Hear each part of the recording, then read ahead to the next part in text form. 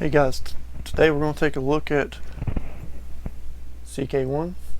This is a Throwback Thursday segment we're going to start doing, just taking a look back at fragrances that led us to where we are today. Again, fragrances of the past, Throwback Thursday.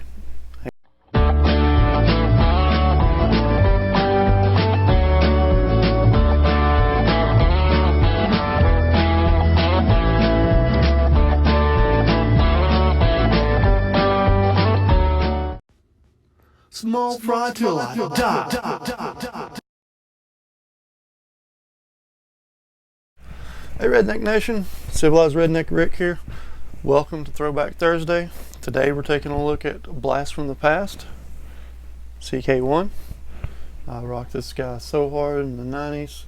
That's what Throwback Thursday is. We're taking a look at things that, taking a revisit to some of the stuff that we wore so hard. So CK1, released in 1994. Perfumer behind this was Alberto Morales. Pretty much behind everything that I wore in the 90s, honestly, with the exception of Drakkar Noir. He was behind this. He also did Acqua di Gio, and then also did Tommy by Tommy Hilfiger, which I wore hard. But we're looking at this guy today. This is the 1.7. I have a 200 ml, the 6.8 at work in my locker. I wear it all the time. It's a very, if you don't know what this is, let me give you a flashback real quick. This was released in 94, like we said, but in 1994, this was something completely new. There wasn't really that many unisex fragrances out there. It was pretty much musk, or something like Drakkar Noir that just slams you in the face. This was a big deal back when it was released. Now a lot of people can say it's generic, or it's spent or dull, boring, but back in the day this was, something completely new. It was like a left turn off of the norm. It was expensive back in the day. It wasn't cheap. You can get it cheap now, but what this represents is basically fresh and clean in a bottle. You spray it right off the top. You get citruses. There's a lot of citruses in there too. I think there's 3 or 4 listed, but mostly what I get, man, that's just so good. What I get is lemon. I think there's some bergamot, it's pineapple, but mostly lemon and bergamot is what I get off the top. There's also some green accords in there, so it does have some greens. It has some musk. It's not just citrus, but it's just so fresh and clean. Man, it just brings back a lot of memories just smelling it.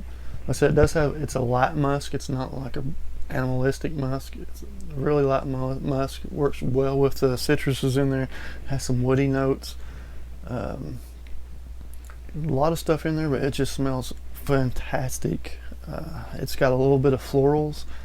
I don't remember which florals, like maybe Lily of the Valley, or don't take me to heart on that. You can look it up.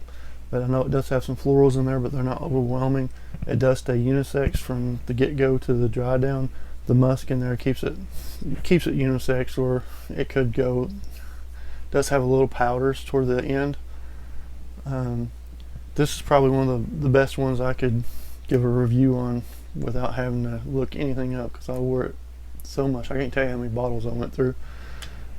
Love the design of the bottle. Let's talk about the bottle a little bit.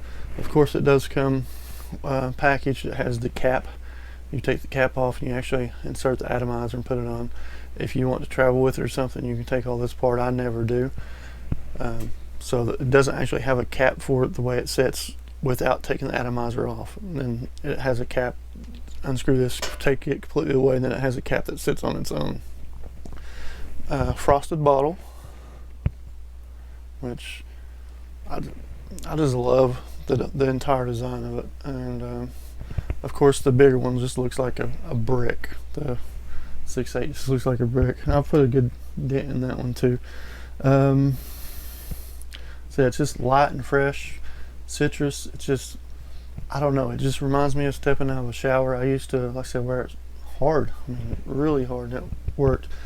Now if I would recommend wearing it today, daytime and summer, of course, I wear anything I want, anytime I want, depending on what I feel like.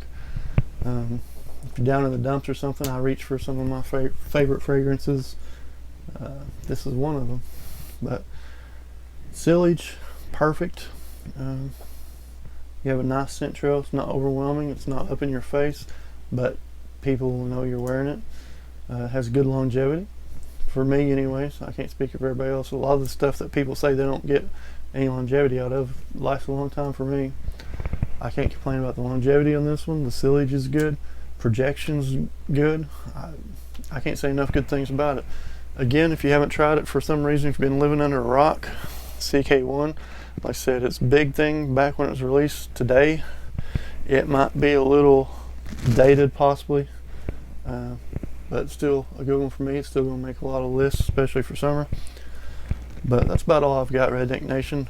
Do me a favor, go down and hit that subscribe button, show us some support for the channel. Give me a like, that gets us going on the rotation for the YouTube videos. And of course, leave a comment. Let me know. I'm going to do this weekly segment, Throwback Thursdays. Let me know if there's something you want to see me review. I've already mentioned a couple I wore. I've got plans for Drakkar Noir. I've got plans for Aqua di Gio, Aspen. There's so many I'm going to do back in the old days. Leave me a comment and let me know what you'd like to see me review. But as always, thank you, Redneck Nation. I appreciate every one of you guys. Thanks for supporting me. All the small fry guys out there, thank you. I'll catch you next time. Like, comment, subscribe, dab. I'm out. Thank you guys.